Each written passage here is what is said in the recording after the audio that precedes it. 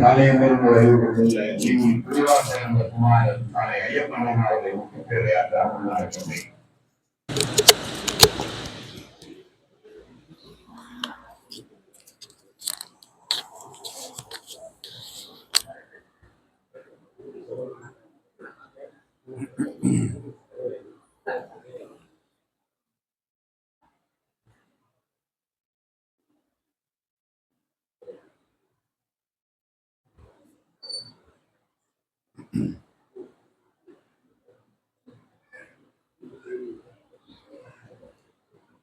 தமிழ்ச்சங்கம் வளர்த்த மதுரையிலே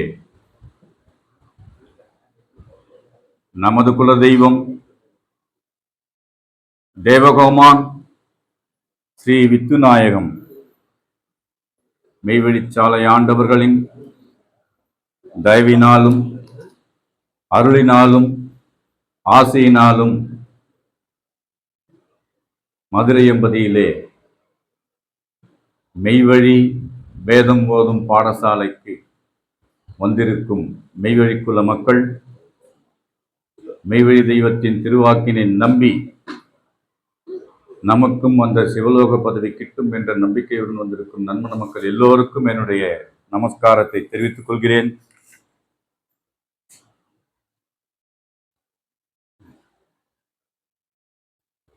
இப்ப நாமெல்லாம் யாரு அப்படின்னு ஒரு கேள்வி. பதில் என்ன? நாமெல்லாம் யாரு? மனிதர்கள். ஜென்ரலா மெய்வழிக்கு வந்த பின்னாடி நிலைப்பாடுகள் மாறுது, செயல் மாறுது. அது அவங்க நடத்துறது, நம்ம ஒன்றும் செய்யல, தெய்வம் தான் நமக்காக செய்யறாங்க. அப்ப நாம யாரு அப்படின்னு உலகத்துல கேட்டோம்னா மனிதர்கள் என்ற பதில் தான் யதார்த்தமா வரும்.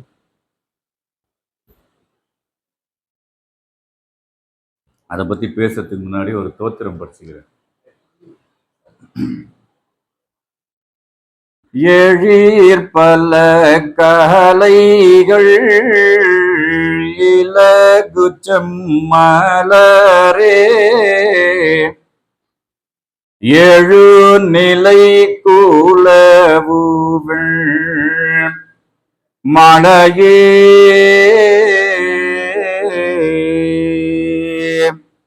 பொழித்தலை களனி நலவயல் விளைவே புலன் பளிங்கோளிர்கூல விளக்கே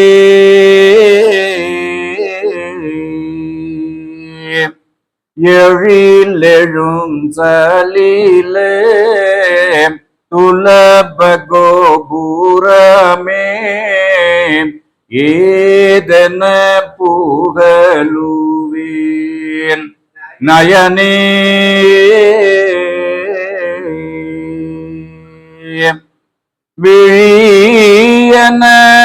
விழியனதிரண்டும்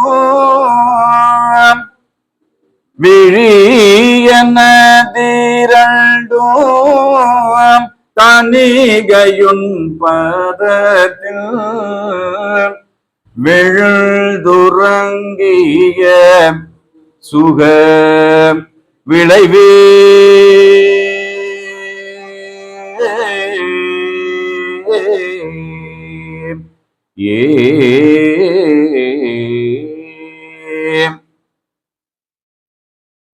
இப்ப மனிதர்கள் அப்படின்னு நாம பொதுவா சொல்றது உண்டு. ஆனா தெய்வம் நம்மளை பார்த்து என்ன சொல்றாங்கன்னா, நீ ஒரு அதிசய மனிதன். மற்றவங்க எல்லாம் மனிதர்களா இருக்க, மனிதர்ன்றதை விட நரன் என்ற நிலைப்பாடுல தான் இருக்காங்க. நம்ம ஏதோ அவர் சொன்ன மாதிரி விட்ட குறை தொட்ட குறை. அந்த விட்டதோர் தேகம், தொட்டதோர் ஜீவன். அப்ப தெய்வம் அவங்கவுங்க நினைவுல தொடலன்னு சொன்னா இன்னைக்கு இவ்வளவு கூட்டம் இங்க உட்கார முடியுமா? ஏதோ ஒரு முன்ன பின்ன இருக்கும், காலங்கள் முன்ன பின்ன இருக்கும். இவர் சொல் அதையும் சொல்ல வேண்டும், வரணும், பழக்கம் வரணும். உங்களை மாதிரி தான் நான் கூட இருந்தேன். திட்டினார் சபையில், மரம் அப்படின்னாரு. அப்புறம் ஒரு உத்வேகம் வந்தது, அவர்கிட்டயே போய் கற்றுக்கிட்டோம். ஒரு அக்ஷரமோ ஒரு எழுத்தோ மாறிடுச்சுன்னு சொன்னால் அதனுடைய உட்பொருள் நமக்கு மாறி போயிடும். இது எவ்வளோ பெரிய சபை. அவர் அண்ணா சுரேந்திரநாதன் மாமா பேசும் அப்படின்றது வருது. அப்போது தெய்வம் அதை தூண்டுறாங்க, அவங்களும் அந்த நினைவில் தூண்டி விடுறாங்க. நீ போய் பேசப்பா, என்ன பண்ணிட்டு உட்காந்துக்கிட்டு இருக்க, வேதம் படிச்ச இல்லை, படித்ததனுடைய பயன் என்ன, படித்ததனுடைய பயன் என்ன, உனக்கு புரிய வச்சன்ல, புரிஞ்சதை நீ உணர்ந்ததை முடிஞ்ச அளவுக்கு பேசு, படிப்பதை காட்டிலும் அதிகமாக பேச வேணும்னாங்க. ஆனால் அதிகப்படியாக பேசிடக்கூடாது, இட்டு கட்டி பேசக்கூடாது. உன்னுடைய அறிவுக்கு தெய்வம் என்ன கொடுத்துருக்காங்களோ அதை மட்டும் பேசினாலே அது யதார்த்தமா எல்லார் உள்ளத்துக்கும் புரியும். புரியாதவங்களாம் யாருமே கிடையாது. அப்ப தெய்வம் என்ன சொல்றாங்கன்னா, நீ ஒரு அதிசய மனிதன் அப்படிங்கிறாங்க. அப்போ அதை பத்தி தான் இன்னைக்கு வான்மதி குரல் வாக்கியம் 127 இருந்து அது நிறைய இருக்குது. எனக்கு கொடுத்துருக்கிற நேரம் 20 நிமிடங்கள், அதுக்குள்ள நான் முடிச்சுக்கிறேன். இப்பவே போயிடுச்சு 5 நிமிஷம். பிரம்மதீட்சா வருஷம் ஆனி மாதம் 25ஆம் நாள் திங்கள் 9/7/1973 காலை அருளப்பெற்ற பிரம்மோதய சாலை ஆண்டவர்கள் வாக்கியம். ஒரு அதிசய மனிதன் நீ. எதை வச்சு அதிசய மனிதன்னு சொன்னாங்க? மனிதன்னு சொல்லலாம், நம்மளை குறிப்பிட்டு அதிசய மனிதன் அப்படின்னு எதை வச்சு சொன்னாங்க? எதை வச்சு சொன்னாங்க? நம்ம எங்க வந்தோம்? அவங்க தான் கூப்பிட்டோம். தேடி வரும் பொருளே யாவர்க்கும் அந்த தெய்வ திருவுளமே, அந்த திருவுளம் நம்மளை நினைச்சது இங்க வந்துட்டோம். அப்போ ஞானத்தை தேடி வேட்கையோட அலையிறவன் மனிதனா இருக்கான். அவங்களுடைய அந்த திருவுளம் படைச்சவன் அதிசய மனிதனா மாறிடும். ஏன் அதிசயமா மனிதனா மாறணுங்கிறது பின்னாடி தெரியும். ஒரு அதிசய மனிதன் நீ. மனிதன் வீணுக்காக படைக்கவில்லை, நித்திய வஸ்துவாகிய அறிவு இவனுக்குள் வைத்து படைக்கப்பட்டிருக்கிறது. அப்ப அறிவு அழிந்து போறதா நித்தியமா அப்படின்னு போட்டா நித்தியம். அந்த நித்தியத்தின் பிறவி நீ எடுக்காதே இருந்து கெடுத்து விடாதே என்று கூவும் குரல் இதுவே. யமன் படர் அடிபடு கோடாயுதக்கூர் திருமெஞ்ஞான குரல். அதுக்கு அருட்குரல்னு இன்னொரு பேர் இருக்கு. தெய்வ அருட்குரல்னு கோடாயுதக்கூர் இன்னொரு நாமம் இருக்கு. அப்போ அந்த குரல் தான் நம்மளை கூவிக்கிட்டு இருக்கு இன்னைக்கு. அறிவு இவனுக்குள் வைத்து படைக்கப்பட்டிருக்கிறது, ஆகையால் இவனும் நித்தியன், இவன் சாவதே கிடையாது, இவன் சாவதே கிடையாது. இதை நிரூபிக்கவே நாம் வந்துள்ளோம். நிரூபிச்சாங்களா இல்லையா? நிரூபித்தார்கள், நிரூபித்துக் கொண்டிருக்கிறார்கள், நிரூபிப்பார்கள். முக்காலமும் அவர்கள் கையில் இருக்கிறது. ஒவ்வொரு இடத்துலையும் ஆதிமான்மத்தில் எடுத்து பார்த்தீங்கன்னா, நடாத்தியும் நடாத்தி கொண்டும் நடாத்த வரவும் நிற்கும்னு எழுதுவாங்க. ஏன்னா அவங்கள்ட்ட முக்காலம். வெளியில பார்த்தோம்னாக்கா என்ன சொல்லுவாங்க, கடந்த காலம், நிகழ்காலம், இறந்த காலம் சொல்லுவாங்க. கடந்த காலம் மெய்வெளி. வெளியில போனா அந்த ஒரு நாள் செத்துச்சு அவனுக்கு. இறந்த காலம், நிகழ்காலம், எதிர்காலம். எதிர்காலம் அவனை எதிர்த்துக்கிட்டே இருக்க காலம். ஒரு நாளா கேலண்டர் கிழிஞ்சிக்கிட்டே இருக்கு, உன்னை நான் எதிர்க்கிறேன், ஏன்னா எம வர போறான். ஆனா இங்க கடந்த காலம், நிகழ்காலம், தெய்வம், வருங்காலம். எப்ப வேணாலும் நம்ம கிட்ட வருவாங்க தெய்வம். அந்த தெய்வத்தினுடைய திருவுளம் எப்போ நம்ம சிந்தனையில படுதோ காந்தம் பிடிச்சிக்கும். அங்க சுடர் ஒளி வீச ஆரம்பிக்கும். அறிவு பிரகாசிக்க ஆரம்பிச்சிடும். அப்படி பிரகாசிக்க ஆரம்பிச்சிச்சுன்னா நாம யாரா மாறிடுவோம்? அதிசய மனிதன் அப்படி ஆயிடுவோம். இதை நிரூபிக்கவே நாம் வந்துள்ளோம். 7 வகை தோற்றத்தை படைத்தானே, அவற்றில் யானை முதல் எறும்பு வரை 84 100,000 ஜீவராசிகளில் ஏதாவது சாவை பற்றி நினைக்கிறதா? நினைக்குதா? தெய்வம் அழகா ஒரு உமானம் கொடுப்பாங்க. ஒரு ஆட்டை கட்டி வச்சுட்டு ஒரு அருவாள்ல புல்லு கட்டிட்டு அந்த புல்லை நீட்டி இதை சாப்பிடு, இதே அருவாள்ல தான் உன்னை வெட்ட போறேன் அப்படின்னு சொன்னா அந்த ஆடு என்ன பண்ணும்? புல்லை திங்கிற புத்தியுடனதான் இருக்கும். நம்மளையும் அது மாதிரி சொல்றோம், புல்லை தின்கிற புத்தியுடையவனா இருந்துராதேன்னு இன்னொரு இடத்துல பேசுவாங்க. அப்போ அந்த அருவாள்ல வெட்ட போறேன்னு சொன்னா கூட புல்லுக்கு ஆசைப்பட்டு நாக்க நீட்டிட்டு ஓடி வரும். ஆனா மனிதன் நமக்கு ஒரு ஆபத்து ஏற்பட போதுன்னு ஒரு ஜாடையா தெரிஞ்சா கூட இந்த சந்துல போறவன் அந்த சந்துல போய் தப்பிச்சுட்டு ஓடி போயிடுறான். அப்போ எதனால அவன் ஓடுறான்? போய் மாட்டிக்கிட்டோம்னா உயிர் பறிக்கப்படும். மரண பயம் அவனை அந்த மாதிரி யோசிக்க வைக்குது. சரி, இங்கிருந்து தப்பிக்கிறானே, ஒரு நாள் மாட்டிக்கிறோமே, அங்கிருந்து தப்பிக்கிறதுக்கு வழி வேணுமா வேண்டாமா? அதற்காக தரப்பெற்றதுதான் அறிவு அப்படிங்கிறத தெய்வம் இந்த வாக்கியத்தில் நமக்கு உத்தரவு பண்றாங்க. 7 வகை தோற்றத்தை படைத்தானே, அவற்றில் யானை முதல் எறும்பு வரை 84 100,000 ஜீவராசிகளில் ஏதாவது சாவை பற்றி நினைக்கிறதா அல்லது நினைக்கத்தான் முடியுமா? ஏன் அதுங்களால நினைக்க முடியாது? இந்த கேள்வி கேட்டா நினைக்கத்தான் முடியாதுன்னு சொல்றாங்கல்ல, ஏன் முடியாது? ஏன் முடியாது? சிந்தனை இல்லை. அதுங்களுடைய குறிக்கோள் காலையில இருந்து சாயந்தரம் வரைக்கும் சாப்பிட்டுக்கிட்டே இருக்கும், தூங்கும், எந்திரிக்கும், கழியும், மற்ற வேலையெல்லாம் செய்யும்.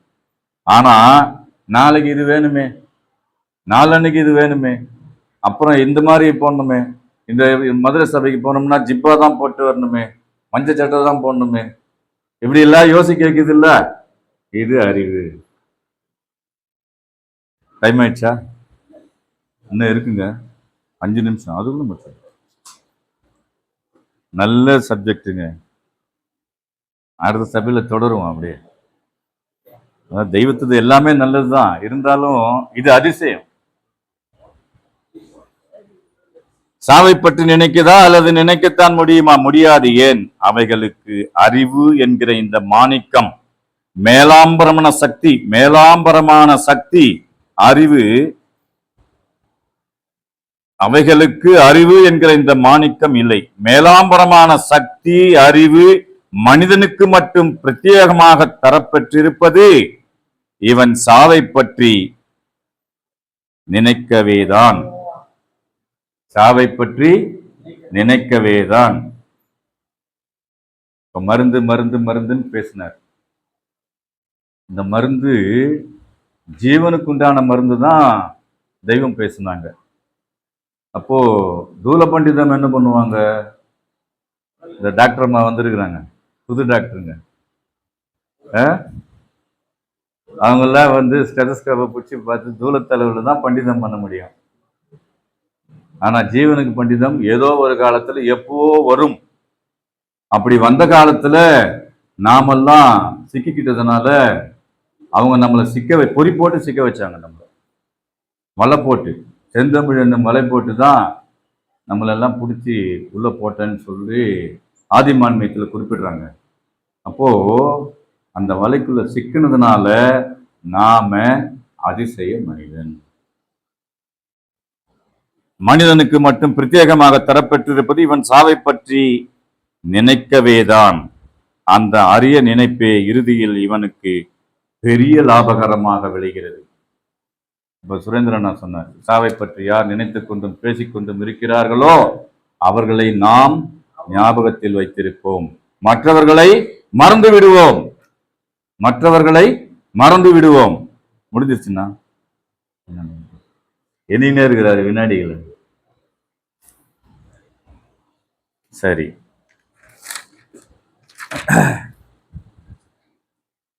இன்னும் நிறைய இருக்குது, நான் ஷார்ட்டா முடிச்சுக்கிறேன். அடுத்த சபையில மறுபடியும் இதே பேசுவோம். இது உலகத்தில் முடியாத காரியம், இதை பேசுவதே தப்பு என்று நாஸ்திகன் முடிவுக்கு வந்துவிட்டான். நனைக்காத காடு உழவுக்கு ஆகுமா? ஆகாது. இவ்வளவு விஸ்தீர்ணமான பூமியில், இந்த பிரம்மாண்டமான உலகில் நம் எல்லையை தவிர சாவை பற்றி யாரும் நினைப்பதும் இல்லை, பேசுவதும் இல்லை. எங்க அண்ணன் கூட பேசாரு, அட அந்த ஊர்ல ஒரு இடமும் இல்லையா? மற்ற உலகத்தை எல்லா இடத்துலயும் இழவு இருக்கு, ஆனா மெய்வழிச்சாலையில இழவு இல்லப்பா. அட அந்த ஊர்ல ஒரு இழவும் இல்லையா? கோயிலுங்கிறாங்க, ஒரு இழவும் இல்லை. அவனை அறியாமலேயே அவன் சிந்தனையில இந்த ஊர்ல சாவே கிடையாது அப்படின்னு சொல்ல வைக்குது. இது உலகத்தில் முடியாத காரியம், இதை பற்றி பேசுவதே தப்பு என்று நாஸ்திகன் முடிவுக்கு வந்துவிட்டான். நனைக்காத காடு உழவுக்கு ஆகுமா? ஆகாது. இவ்வளவு விஸ்தீர்ணமான பூமியில், இந்த பிரம்மாண்டமான உலகில் நம் எல்லையை தவிர சாவை பற்றி யாரும் நினைப்பதும் இல்லை, பேசுவதும் இல்லை. இது சிறு அவாந்தர இடம். அங்கு இருப்பது போல் மாட மாளிகைகள் கூட கோபுரங்கள் இல்லை. ஆகையால் தான் இதை சிறிதாக நினைக்கிறான். ஆனால் நடக்கிற செயல் நரனாய் பிறந்தவனை தேவனாக்கி, தேவனை நித்திய வஸ்துவாக்கி அந்த ஜீவ பிரயாணத்தை கொடுக்கணுங்கிறது முடியுமா? முடியாதே.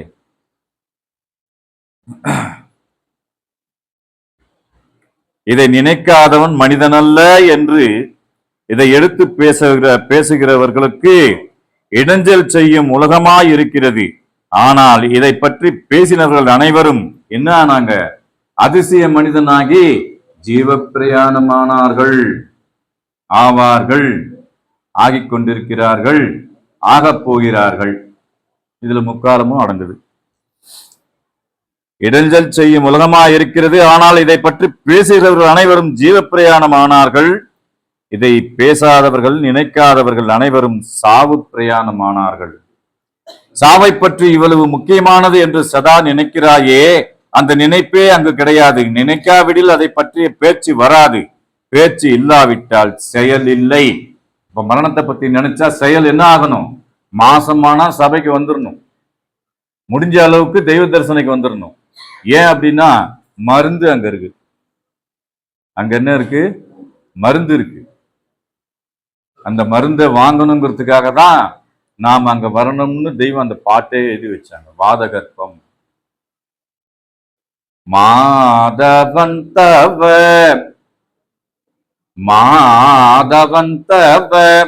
மருந்தொன்றிருக்கு, வாங்க வாருமே, மரண வறுமை தீருமே. அங்க தீர்ற ஒரே ஒரு வியாதி என்னன்னா மரணம். அதை தீர்க்கறதுக்கு உலகத்துல எப்பேற்பட்ட தூல பண்டிதத்தினாலையும் முடியாதுங்கிறத செயல் நிரூபணையோட தெய்வம் நமக்கு ஆக்கி வைக்கிறாங்க. ஈசன் மனுவை எந்த உன்னத செயலுக்காக படைத்தானோ அந்த செயல் எல்லைக்கு வந்தவன் நீ. உண்மைதானே? உண்மையா பொய்யுங்களா? மனிதனை ஈசன் எதற்காக படைத்தானோ அந்த செயலுடைய எல்லை இந்த உலகத்துல எங்க இருக்கு? எங்கெங்க இருக்கு? சத்தமா சொல்லுங்களேன், நான் கத்துறேன்ல. அப்புறம் என்ன? ஈசன் மனுவை எந்த உன்னத செயலுக்காக படைத்தானோ அந்த செயல் எல்லைக்கு வந்தவன் நீ.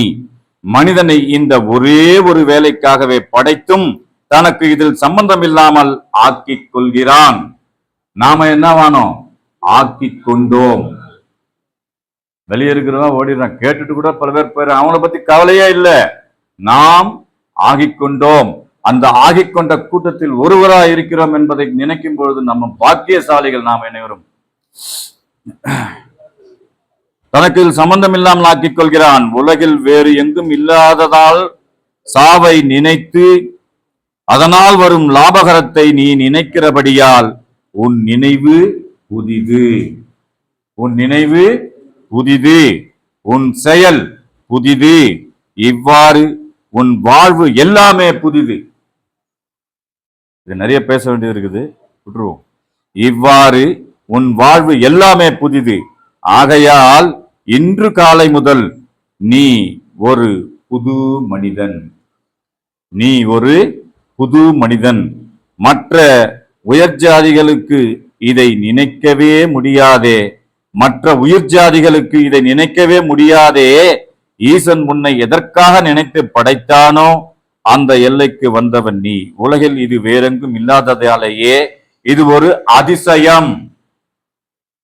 என்னது? அதிசயம்.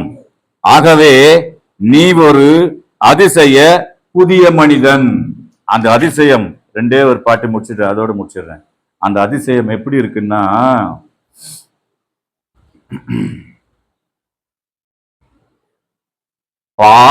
சோடசநிலை பார்சயனபதி. அந்த அதிசயத்தை சொல்றவர் யாரு? பார்சயனபதி யாரிதுரைத்தது. அந்த அதிசயத்தை சொல்றது பாரதிசய ஜெயமே. அதிசயம்ங்கிறது என்னன்னா, நடக்காத ஒண்ணு நடந்தா அதிசயம். அப்ப மரணமில்லாத பெருவாழ்வு அடையிறது, யமன்பதி எல்லையில ஜெயம் அடையிறதுக்கு பேரு தான் அதிசயம். அப்படிங்கிறத இந்த சபையின் மூலமாக பங்கிக்கொண்டு நாம் எல்லோரும், மெய்வழிக்குள்ள மக்கள் எல்லோரும், உலக மக்கள் எல்லோரும் மெய்வழி தெய்வத்தின் பாதார விந்தங்களிலே பரிபூரண சரணாகதி அடைந்து அந்த பார் அதிசய ஜெயமடைய வேண்டும் என்று கூறி, அவருடைய பாதார விந்தங்களிலே பரிபூரண சரணாகதி அடைந்து அவர்கள் அளக்க நிற்கும் நிதி புதுவாழ்விலே மனங்கூடி சேர்ந்து கொல்லா பிறப்பினை ஒழித்து அதிசய மனிதனாக மாறுவோம் என்று கூறி என்னுடைய முத்திப்பேரரை மீண்டும் தொடரும். அனைவருக்கும் நமஸ்காரம், நமஸ்காரம், நமஸ்காரம்.